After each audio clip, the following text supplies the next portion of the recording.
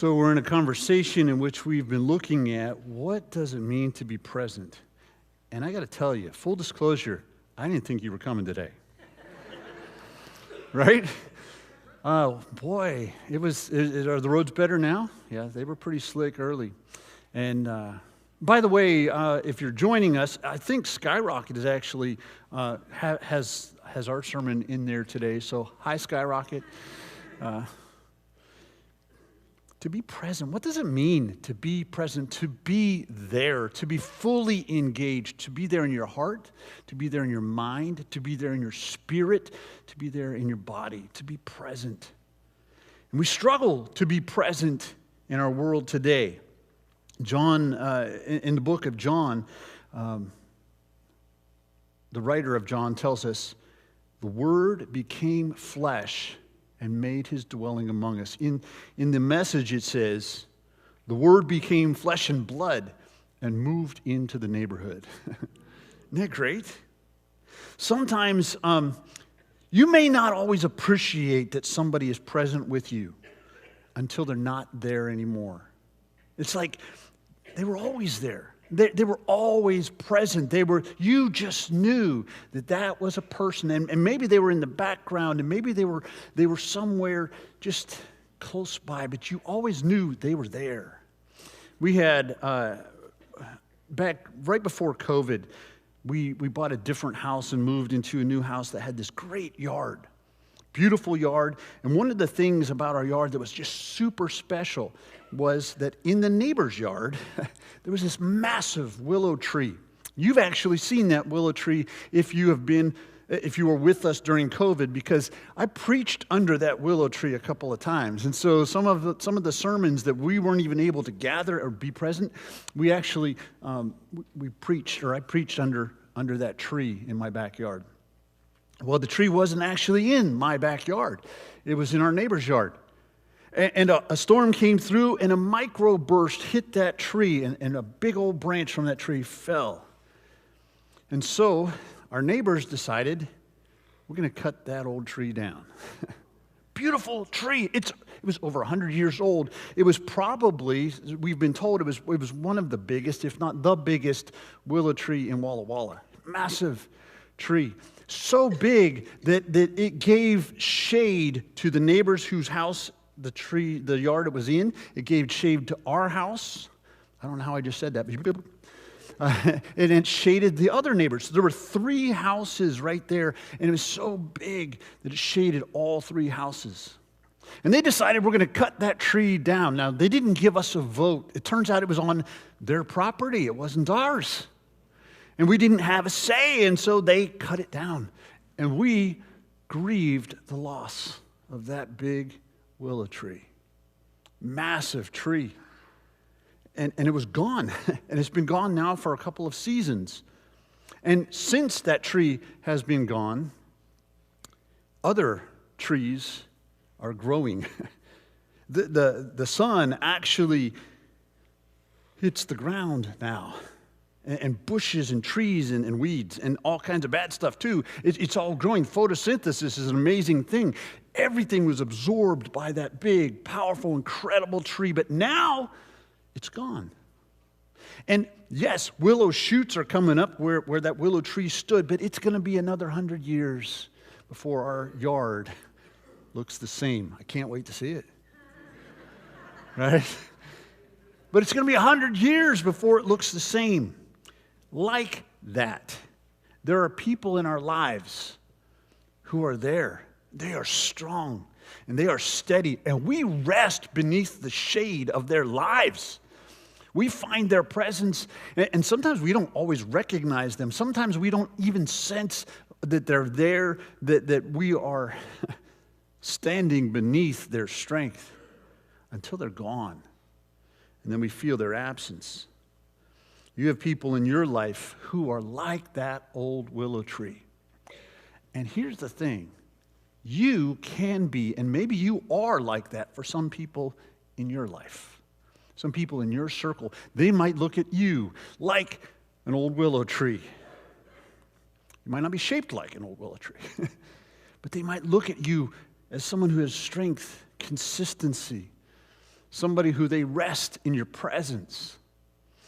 And we can be that for people as we follow Jesus. The challenge this year is this: be present. Be present.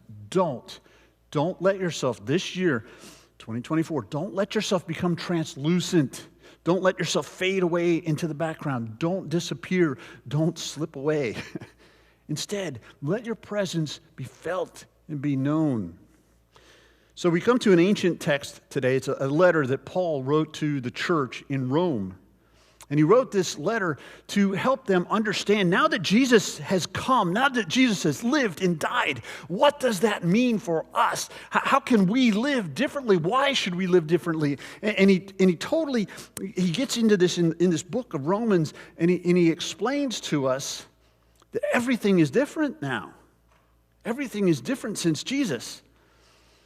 We're called to be a new people, a different people. We're called to take on an entirely different way of life, because the life that you see people living around you, it's marked by things like selfishness,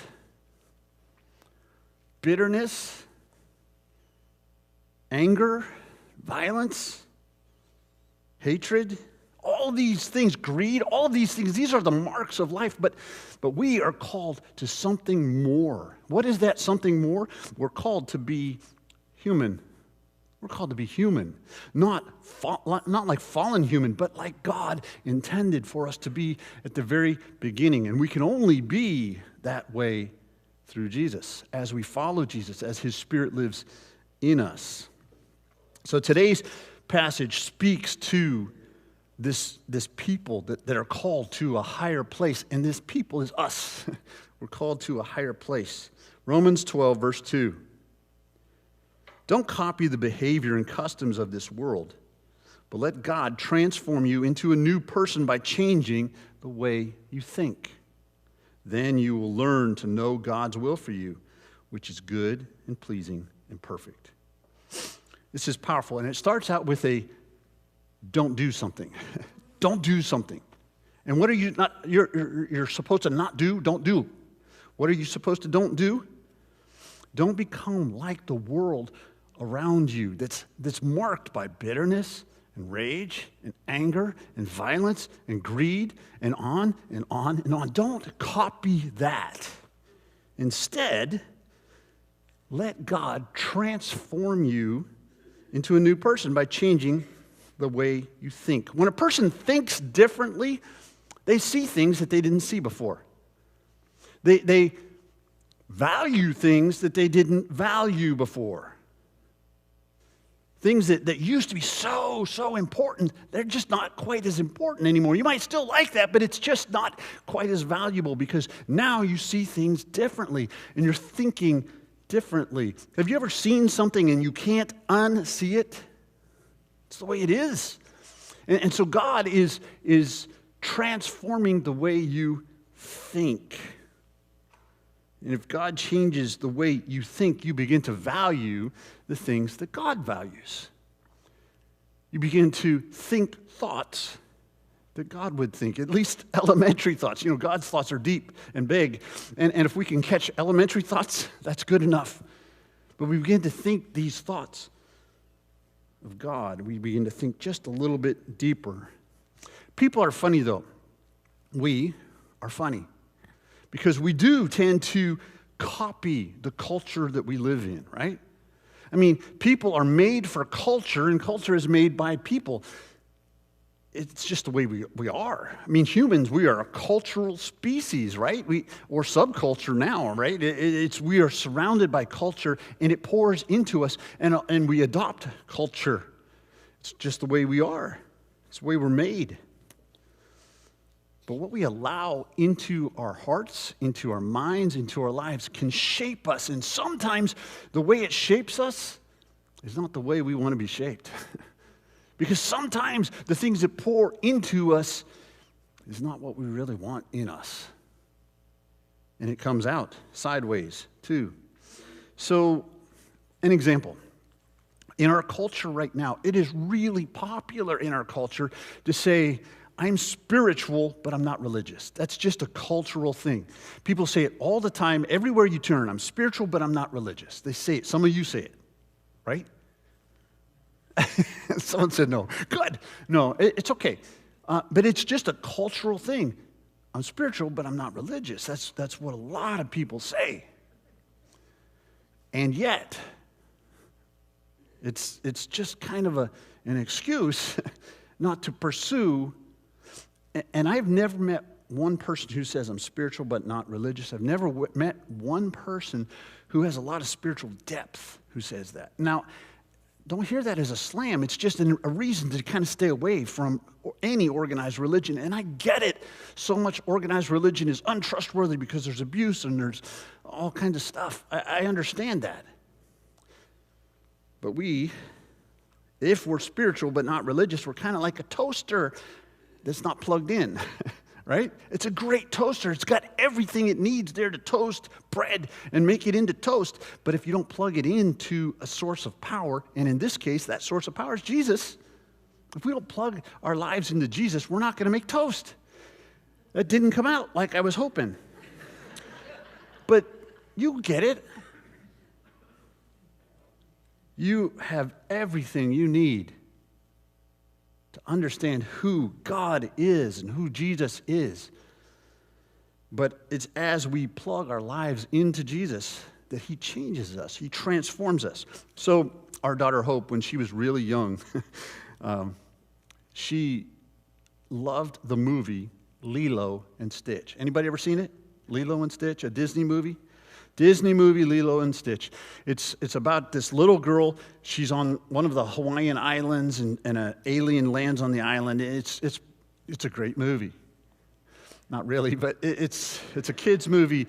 And the thing with Lilo, though, is she is kind of she misbehaves a lot. She has kind of a bad attitude sometimes, and sometimes she just does what she's not supposed to do, and she's sassy, and she's just a kid that's a little bit out of control. Well, our daughter, when she would watch that movie, she would take on Lilo's persona. And she would be sassy, and she would kind of be bad, and she would kind of do the things she wasn't supposed to do. And we didn't really exactly get it at first, but then we started to see this pattern every time she watches this movie. And little kids, they watch a movie over and over. Every time she sees this movie, Lilo and Stitch, she's different. And so we took the movie away from her. And then she was an angel from then on. But what pours into us changes us. And I can't help but wonder if now, all these years later, it was a Disney movie, she married a Disney in Hawaii. What in the world? But what pours into us changes us. And we reflect what we allow to pour into us. So don't do that. Don't allow all of that to change you. Instead, allow God to change the way you think by transforming your mind. What does that look like? Well, how can we be active in that? One of the things we can do is draw close to other Christ followers, people who are genuinely following Jesus. Draw close to them. Create friendships. Find friends. Connect to people deeply who are following Jesus, because those are the people you want to become like. And those are the people who need you to help them become also. So find people like that. So how do you do that? Well, we've got small groups. That's one of the best ways to do that. Connect. You can go on our website, connect to a small group, and sign up. You can come to, if you're a man, you can come on Thursday mornings to our Test for Echo and have some coffee, and we have a group that meets, and we pray for each other. If you're women, there's a women's group, Woven Women, come to that. Find a way to connect with other Christ followers. It really matters. Youth, go to youth group. It just matters. When I was in high school, my last year and a half of high school, we moved to a new school. And in this new school, I had no friends. And my dad had told me at the time, I've told you this before, my dad had told me, you're better to have no friends than the wrong friends. It's great advice. And so some of the people who really wanted me to be their friend, my last year and a half of high school, they're like, hey, come meet us out behind the school where they were smoking things. I didn't want to smoke things.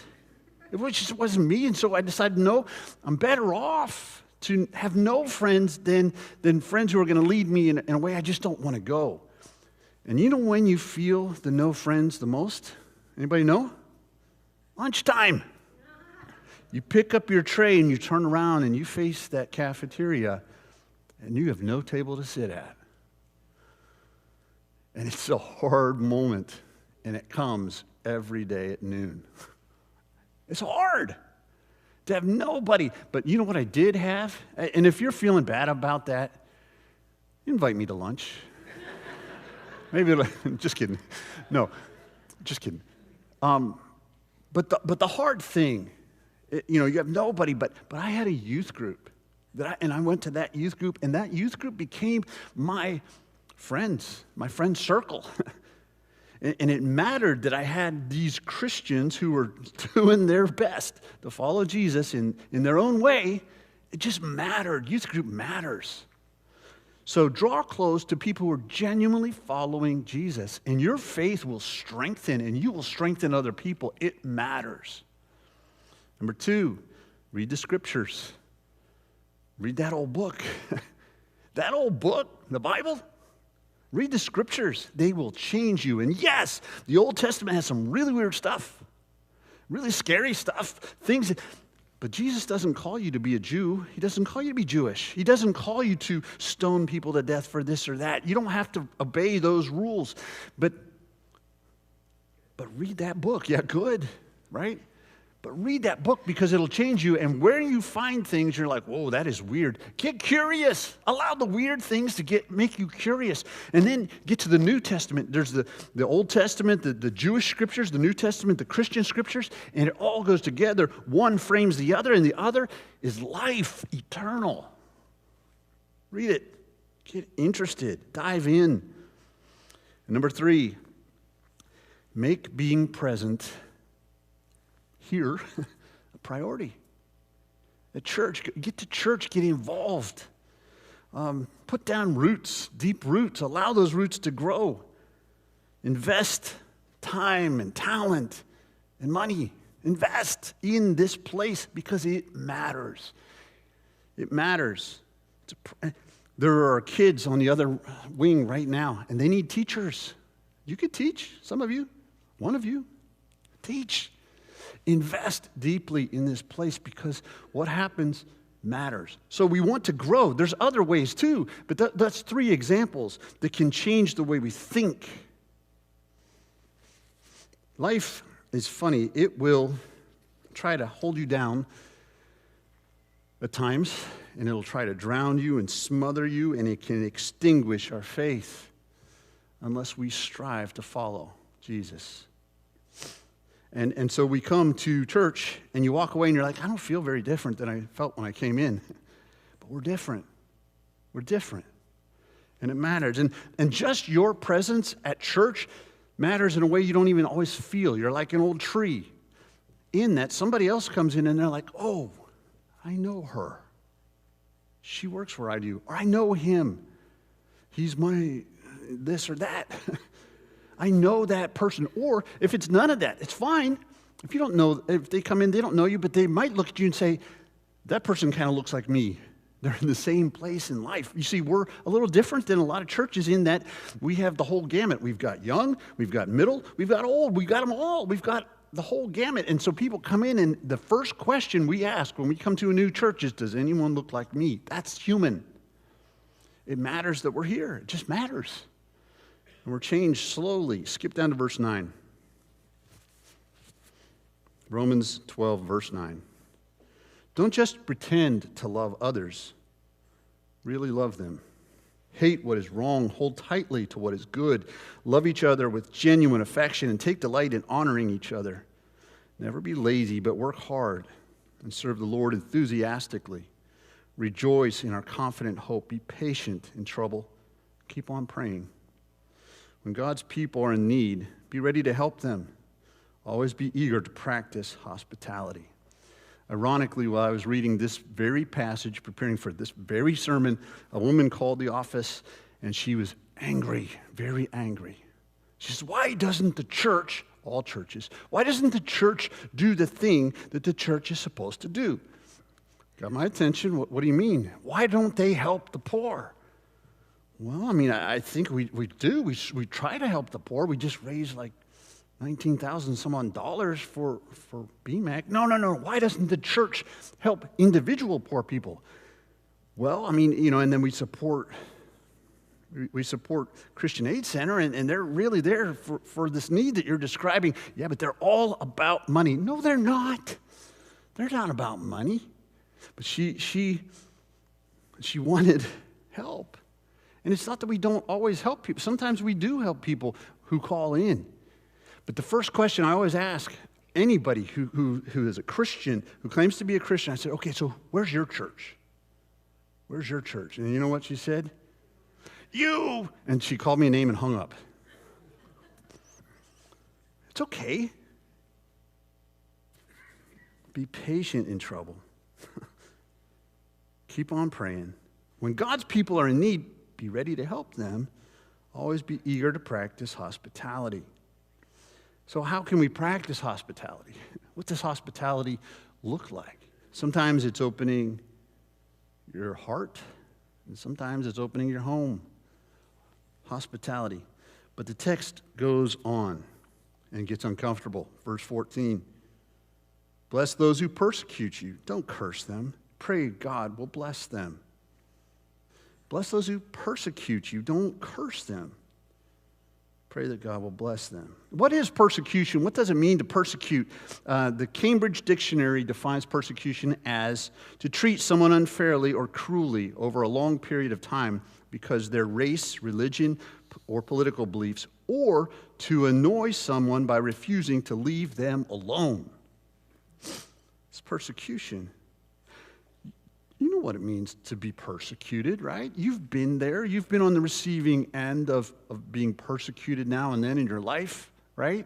Maybe not to the degree that some people have been persecuted, but we know what persecution is. But what does blessing mean? Bless them. That they're persecuting you, bless them. What does that even mean? To speak words of encouragement to them or over them, to bless them. To wish them well, to bless them. To do something helpful or kind, to bless them. To invoke God's favor upon them, to bless them. But I don't want to bless them. They're persecuting me. I don't want good things for them. I want God to strike them.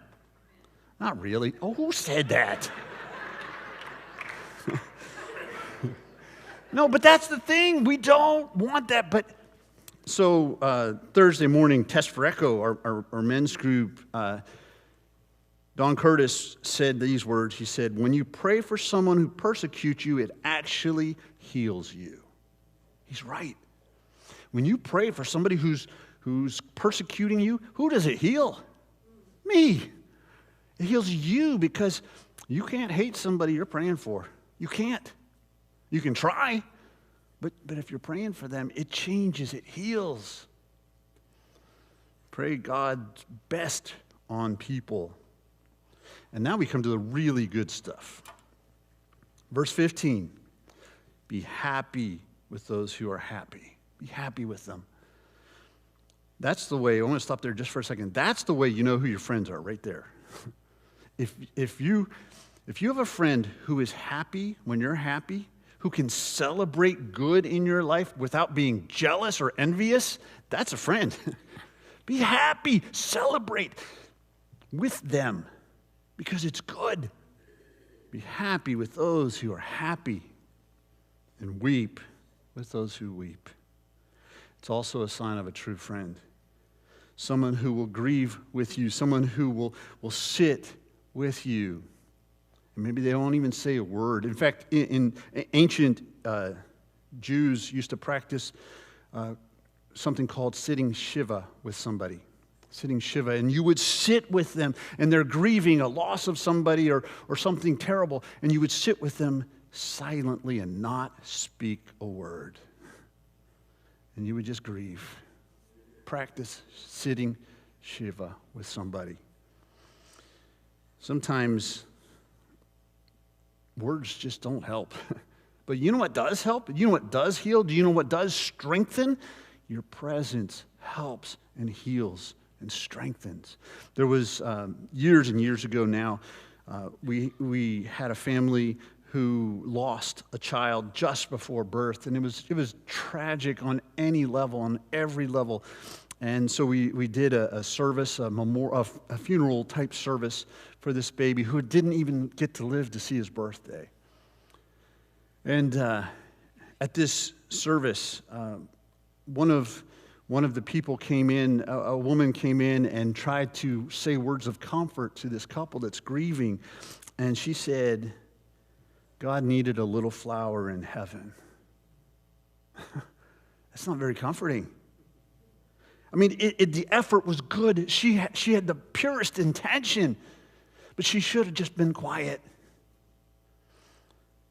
Her child didn't die because God needed a flower. It's not true. So don't say it. Just be quiet. Just be there.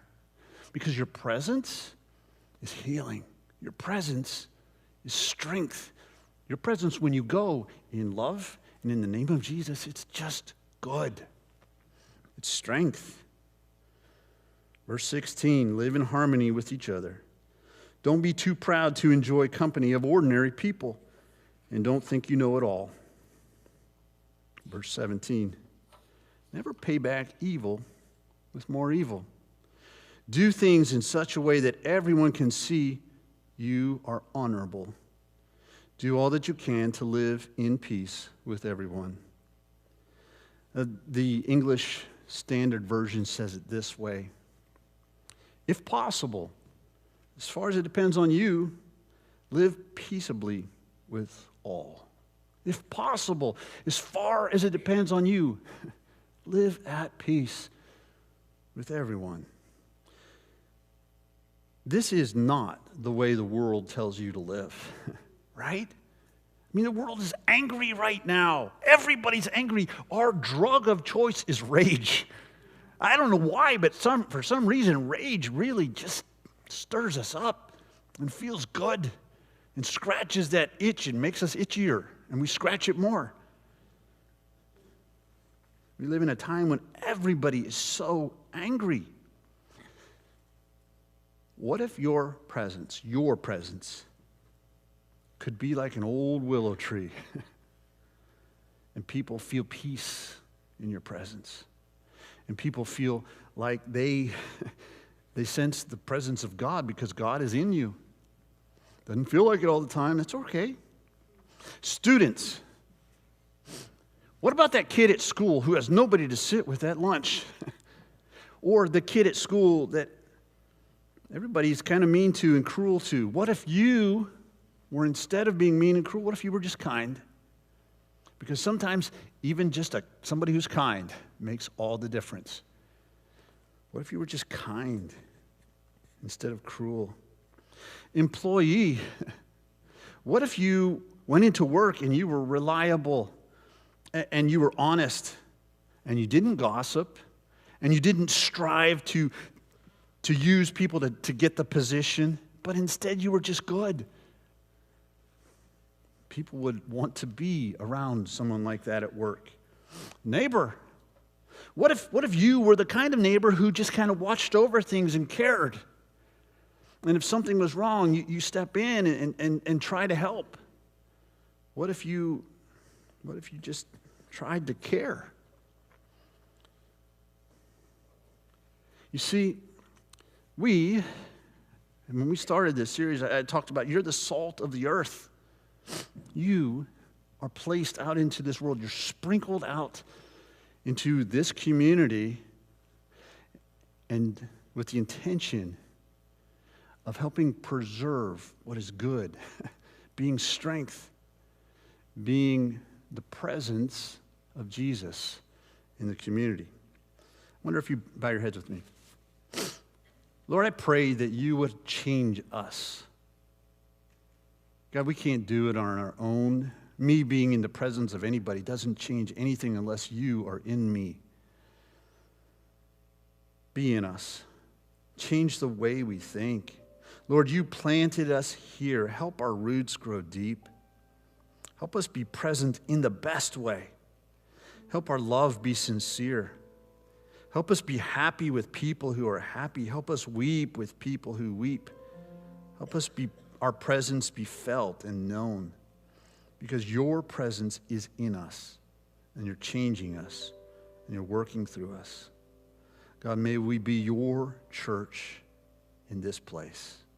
In the name of Jesus, amen.